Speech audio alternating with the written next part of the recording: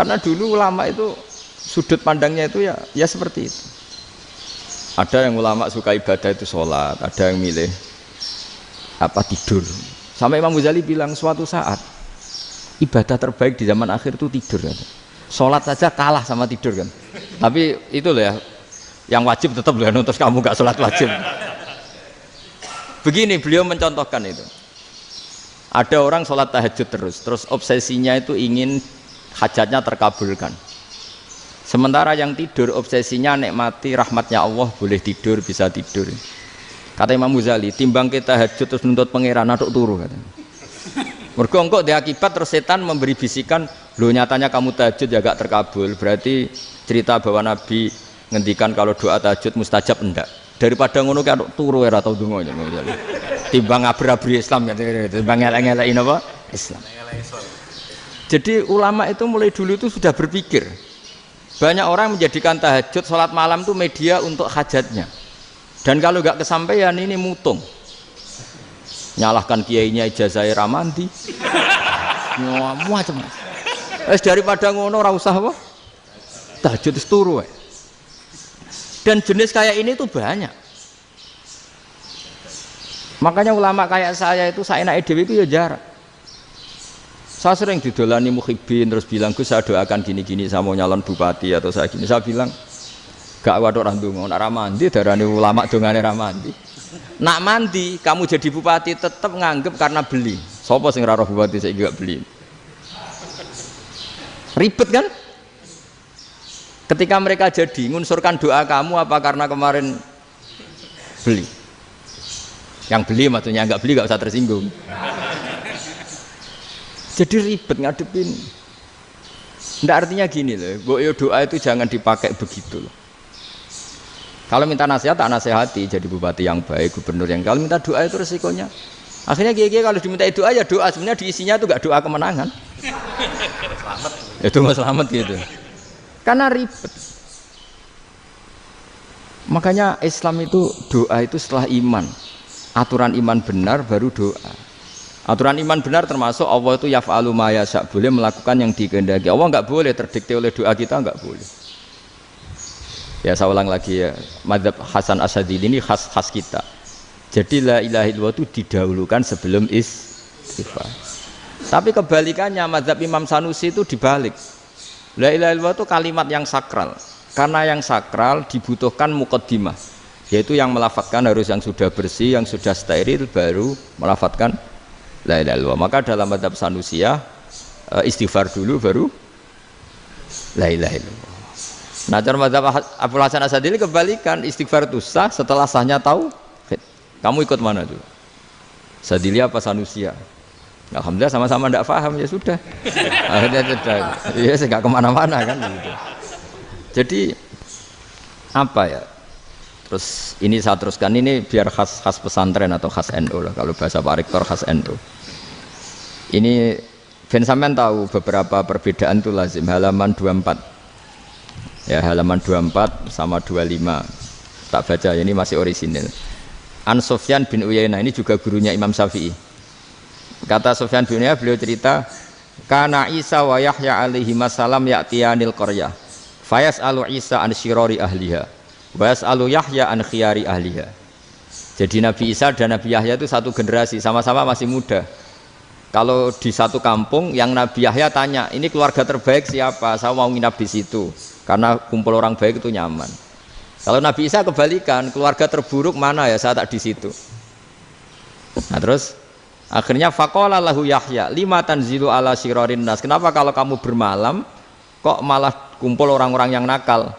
Innama ana tabibun udawil mardo, saya ini nabi ibarat dokter, di mana-mana dokter yang ngumpuli yang sakit, ngobati yang sakit. Makanya di NU itu ya banyak Kiai Jazab mengumpuli yang nakal-nakal. Nak tepak yang ngentas yang nakal, nak tepak ya katut. Ini adu nyali lah sudah gitu. Kalau ngentas kefasikan ke daerah fasik apa daerah orang soleh? Fasik. Ya, tapi itu Nabi Isa. Nah, kalau kamu tidak nabi kan potensinya kan katut itu. Tapi setidaknya bahwa kita sering disalahkan karena punya beberapa tokoh yang ngancani fasik-fasik, itu sebenarnya ada dalilnya, yaitu Nabi siapa? Isa. Nah, terus masalah tegas dan lunak. Ketika ada mahasiswa misalnya pacaran, boncengan lanang dan perempuan, itu pilihan kita apa? Kalau tegas, terus gak mau mendengar kita. Misalnya gini, contoh gampang, tak beri contoh Pak D. Jangan orang tua, nanti secara fikih itu beda. Nah ini kan kita orang pesantren, biasa ngaji fikih detail. Kamu Pak D seorang perempuan, mahasiswi misalnya, sering pacaran. Setiap ke situ sama pacarnya kamu diam saja. Padahal kamu dosen keislaman. Mesti pamanaan kamu nyimpulkan, ternyata pacaran itu tidak apa-apa. Buktinya Pak D itu tidak negur, menengahi. Ini berarti as-sukut alal mungkar. Tapi kebalikannya, Pak D ini terkenal keras. Nak rono mesti radiaku ponaan. Akhirnya yura rono. Mesti ngerti nak mesti diamuk. Nah, dua orang ini sama-sama gagal kan? Yang lunak menjadikan ponaannya pacaran terus karena enggak negur sehingga dikira membolehkan. Sing keras juga gak sempat bina wong rono era wani. Misalnya ada kiai terlalu keras. Lu masyarakat mau tanya itu gimana? Lari kan? Dulu saya ini punya pengalaman pribadi. Saya ini kan kecelok orang alim. Itu kalau pernah ya saya itu berusaha ya pokoknya ya umumnya orang alim lah. Tenang, terus anteng, nggak gejlok-gejlokan. Itu nggak ada yang tanya. Saya mimpi ketemu beberapa ulama itu disalahkan. Terus umat saya kalau mau tanya itu ke siapa? Wong alim wis wibawa, meneng tambah banget wibawanya. Bala Quran sering gejlok rektor macam-macam. Terus wong wanita kok. Saya biasa ke pasar pandangan dicegot orang. Gus, putri saya itu sering keluar darah tapi melebihi batas haid gini-gini. Kalau badhe sowan jenengan, gak usah sowan ning kene mbek ngadeg-ngadegan. Terus tanya, yang haid berapa hari, Gus? Ya supaya rudat ilal adat sebelum dia punya penyakit istighadah itu berapa? 6 hari ya sudah, kembali 6 hari lainnya mustahadah, tetap sholat tetap normal. Tapi kalau saya wibawa moro pasar go tasbih duwilu iku mesti wong salaman njaluk donga yakin. Tapi barokah dua-duanya jalan. Memang beliau luar biasa, dipilih Allah yang luar biasa. Nabi ketika wibawa itu banyak sahabat yang bahkan mengenali wajahnya aja tidak bisa. Ka'anna ala ru'usihim at-toirs, bayangannya seakan-akan di kepalanya itu ada burung yang takut terbang, saking antengnya. Tapi Nabi sekali mengeluarkan job, sekali santai, itu sahabat tanya itu sampai yang nggak pantas ditanyakan. Nabi saat tadi kumpul istri saya, tapi tidak inzal, itu wajib mandi ndak. Aro'aita law anna ahadana ya'ti imro'atahu walam yunzil. Itu ya ditanyakan. Nabi pun kumpul itu betul saged inzal sepundi. Guys, betul lagi. Terus ya ada yang tanya macam-macam. Ya saking ada sahabat dipanggil Nabi tambah lari, dipanggil lagi tambah lari. Panjenengan nyeluk, oh pas kula kumpul bojo kula. Lah kula kuwatir jenengan orang suci, saya belum mandi, makanya saya lari. Nabi ngendikan innamal mukmin thahir, ya nak masalah ketemu kiai ra apa-apa ijek junub. Sementing kok nak salat ya dhisik. Tapi Nabi sekali pakai madzahirul jalal, tapi pakai wibawanya, itu orang nggak berani ngomong. Tapi sekali Nabi rileks, itu orang bisa tanya apa saja, termasuk halal yang nggak pantas. Lalu ada sahabat itu tanya lucu, tanya Maimunah. Maimunah itu ya cantik tapi sudah agak tua lah. Maimunah, ya umal mukminin, hukumnya ngambung bojo pas Ramadan piye? Wah gak roh aku, gak tahu diambung kan Nabi pas Ramadan. Tanya Saudah, wah malah orang-orang diambung. Kalau Saudah itu kan wis tuwa itu. Lucunya istrinya jawab, tanya Aisyah yang mungkin Nabi, iya yang mungkin tanya Aisyah. Itu yang usul ya istrinya Nabi Maimunah. Selalu Aisyah, tanya be Aisyah. Ya Amirul, ya umal mukminin gini-gini. Wah Aisyah yang cantik masih perawan kan. Qabbalani Rasulullah bahwa oh Nabi biasa ngambung-ngambung pas Ramadan dan beliau tetap puasa. Akhirnya fakih ngarang kan wa takbil fi Ramadan wa tublah la tubtilu shauma, ngambung ora. Iku ya udah biasa di sini. Ya nasib bojone ayu. Ndak ini artinya seasik itu. Jadi garwane Nabi sing ngrasa rodok tuwa. Wah, aku ora tahu. Kok Aisyah. Serilek itu dulu itu. Maksudnya orang-orang Islam pertentangan itu. Maksudnya dia balik semua ini bedanya orang pesantren sama orang kampus. Kalau orang kampus mau cerita agama itu rahmatan lil alamin, tapi nyontokno rileke ora iso. Agama itu rilek, tapi nyontokno rileke ora iso. Mergo ya rapati ngaji. Contohnya ora iso, dadi mau gawe kaidah Islam itu rahmatan.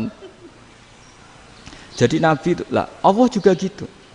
Allah itu kalau sudah memperlihatkan madzahirul jalal itu mbok malaikat Jibril rawani ketika Allah dengan madzahirul jalal. Tapi kalau Allah dengan madzahirul jamal, madzahirul apa? Jamal. Iku ya gojol-gojol kan ambek makhluke gojol. Ya buli-bulian cara sakniki.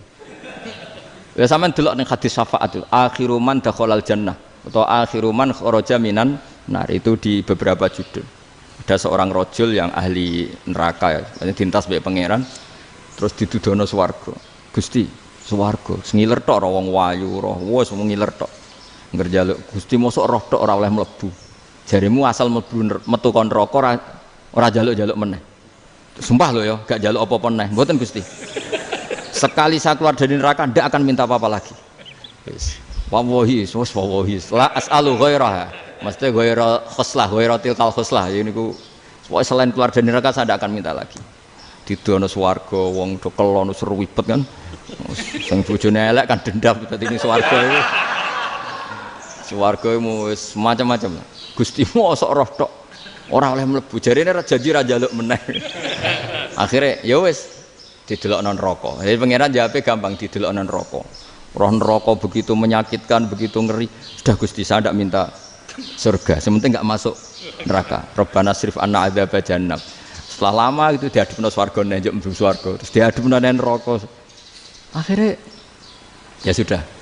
Saiki mlebu swarga gak apa-apa. Iku jawabe lucu. Atas tazyub jenengan ngenyek kula. Wong karuan ra di swarga kok mlebu swarga. Terus akhirnya mlebu swarga, kan mlebu swarga tamanna, sangen-angen sing mbok jaluk apa? Orang angen-angen yang indah-indah, laka wa asratu amsal ya siku tak turuti wa asratu amsalih lan lipatan ke-10. Jawabe wong lanang ya lucu. Atas taziubi wa anta rabbul alamin. Jenengan pangeran kok ngenyekan. Maksudnya wis karuan aku ora pantes. Terus jare pangeran, la astaziubika walakinni alama asya'u qadir. Aku gak ngenyek kowe, pancen aku pangeran. Nuruti kowe iku iso.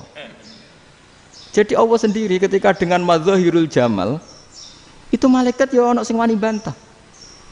Masyhur itu kan malaikat sing bantah pangeran ataj alufiya mayufsidu fiya wasfikut.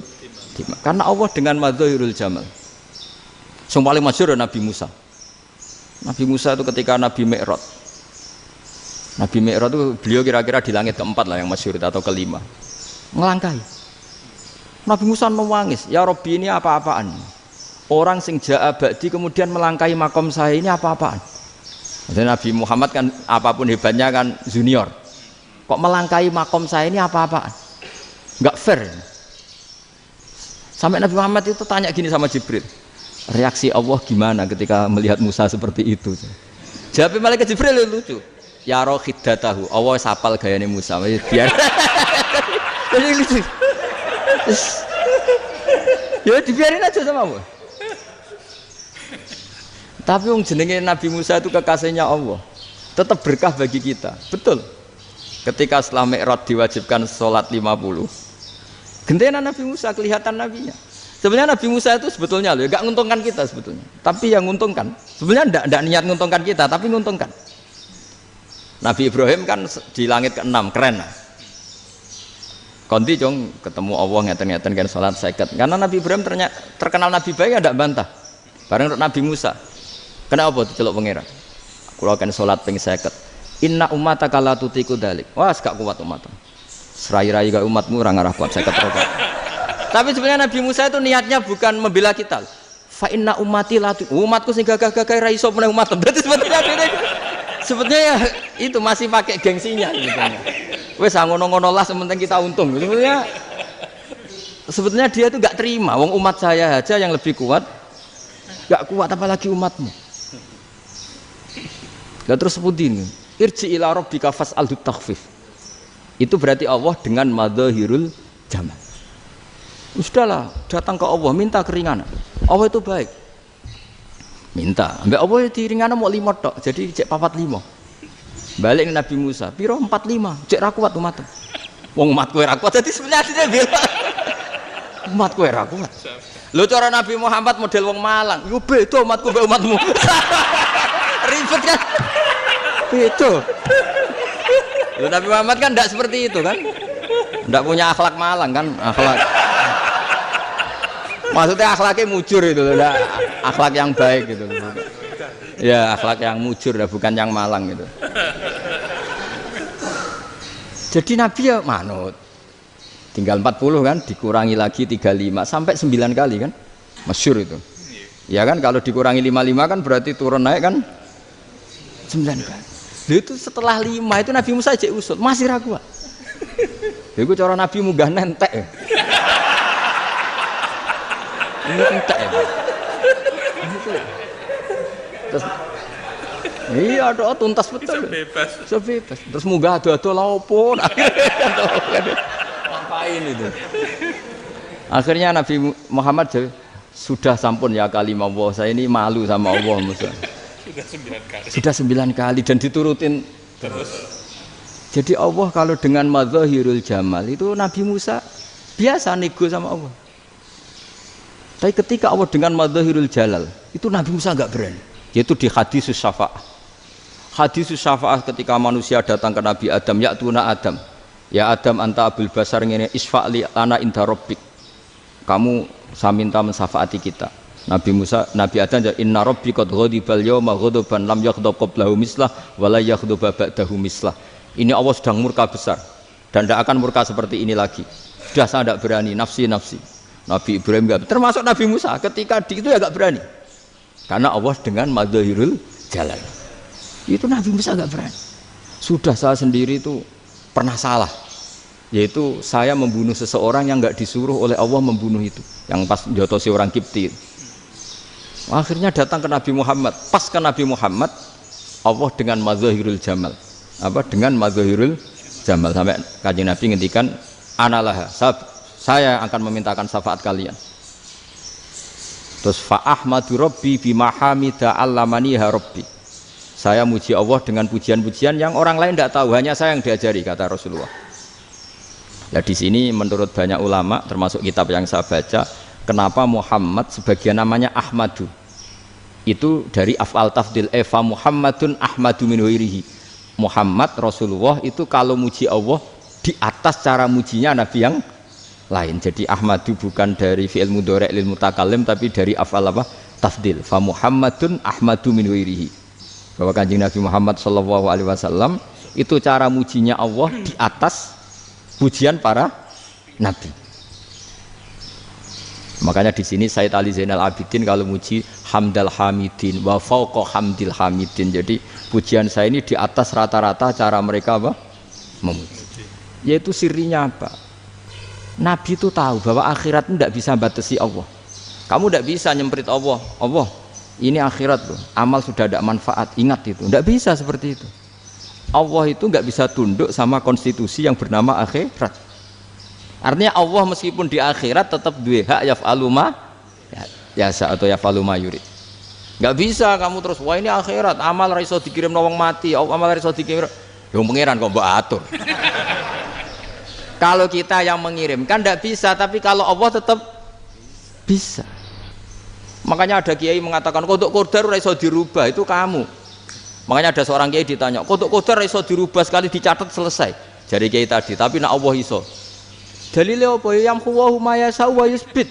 Nak Allah ya iso, sing ra iso kan kita. Nah, Nabi itu tahu betul meskipun akhirat itu Allah masih bisa dinego saking baiknya. Akhirnya Nabi sujud, masyhur itu terus, ya Muhammad irfa' ra'sak wasal tuqa wasatu safa. Semat sirahmu angkat, kowe apa tak turuti. Terus semenjak itu Nabi minta apa? Syafaat. Jadi makanya terus banyak GNU sing macam-macam lah. Ono sing potongane wedi terus hati-hati. Iku berarti makome madzahirul jalal. Ono sing amen guyon nek makome madzahirul jamal. Ono sing ra jelas ngene iki, sing ra jelas. Nak guyu buanter kok nak nangis yo buanter. Jebule urusan utang. Lah ini sudah yang udah. Jadi makanya yang rileks saja. Sebenarnya agama ini santai, rileks karena agama ini harus bifarohin wasururin. Enggak boleh agama ini dibawa dengan kekerasan, dengan antisosial. Karena agama ini harus kul bi fadlillah bi rahmati fa bidzalika falyafrahu, harus senang, harus rileks. Makanya saya jadi kiai itu senang takutnya gini. Sekali saya tidak senang jadi presiden buruk. Ternyata jadi wong alim ora enak, itu contohnya. Sampean merengut terus uripe susah, nanti orang tidak berani jadi orang alim. Makanya saya buktikan bahwa saya lebih bahagia dibanding rektor. Nanti orang ingin jadi rektor semua, nggak ingin jadi orang alim. Iya, makanya ini kan bentuk kearifan lah. Jenengan ngakui fungsi kiai kayak saya itu bentuk kearifan. Saya juga ngakui jenengan itu butuh kearifan. Saya sering didolani KUA itu. Itu rata-rata ya didikan kiai. Kompilasi hukum Islam itu banyak ya, janda cantik. Contohnya harus cantik, kalau jelek nggak mungkin terjadi kan. Ada janda cantik kebetulan suka kawin tapi takut zina. Saya ulang lagi, suka kawin tapi takut. Itu seringnya gitu Pak Rektor. Jadi dia kawin bosen, bilang ke KUA, Pak saya sekarang mau nikah sama ini. Loh, tapi kamu mau punya suami. Ya tapi kan nggak tercatat Pak. Itu KUA-nya rata-rata itu nggak berani. Meskipun nggak tercatat, karena secara fikih meskipun nggak tercatat tetap dia seorang perempuan yang bersuami, maka nggak boleh nikah sama orang lain. Tapi secara hukum santri nggak bisa dong menikahkan perempuan sing dzati zaujin yang punya suami. Jadi ini barokahnya kerjasama yang baik. Jadi di masyarakat itu tertanam didikan kiai nggak boleh nikahkan perempuan yang bersuami. Tapi di KUA ngikuti hukum formal. Dan di Indonesia itu KUA itu rata-rata konsultasinya ya sama kiai, sehingga ya nggak berani akhirnya meskipun aku udah mlebu rokok mbak gak iso, dan itu banyak. Seorang lagi ya, makanya ini kan pesantren itu nggak boleh mati. Orang kiai-kiai kayak saya nggak jelas-jelas itu harus lebih jelas lagi, karena ini yang on time, yang online, yang siapa saja bisa tanya. Saya itu SMS saya itu nggak punya HP WA, HP jadul itu SMS-nya tiap hari tak berapa, orang yang tanya dari Kalimantan, dari Aceh. Gus di kampung saya ada masjid 2 itu yang Samana, ada yang dari orang perkotaan, Gus di perumahan baru ada masjid, yang Jumatan baru orang 12, sah enggak? Ya langsung saya jawab, sah, dalilnya ini. Ya sudah, nah, tapi kata Imam Syafi'i gini harus orang 40, itu madhab Syafi'i, dalam madhab yang lain gini-gini. Itu kalau tanya rektor itu kan ribet, masuk ajudan dulu, asisten dulu, panjang.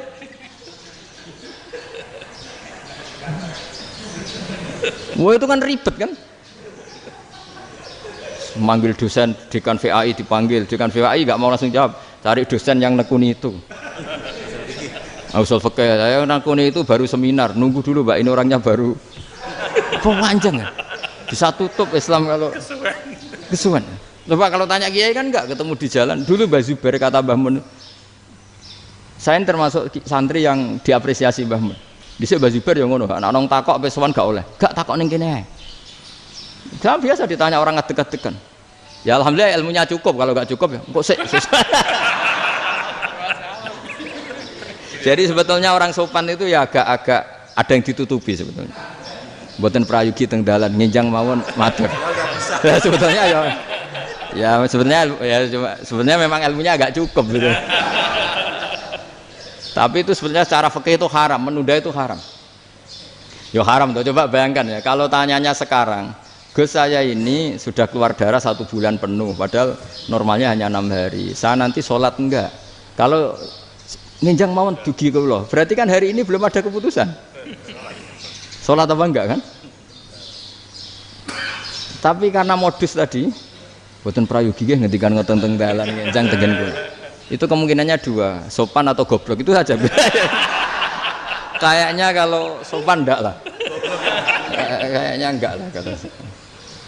Karena secara fikih itu jelas haram. Bagaimana mungkin sesuatu yang harus dipraktekkan nanti duhur dijawab besok? Berarti duhur, asar sampai subuh belum ada.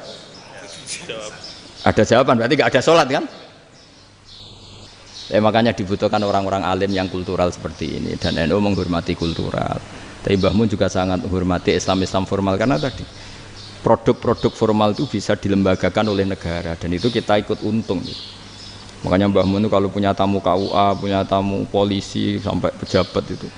Kenapa saya contohkan KUA? Supaya jangan kira seperti pendapat orang-orang hasud, wah mesti aja disolani presiden seneng, menteri seneng. Enggak juga. Sebenarnya semua kiai itu mulai KUA sampai polisi, polsek, polres itu seneng semua.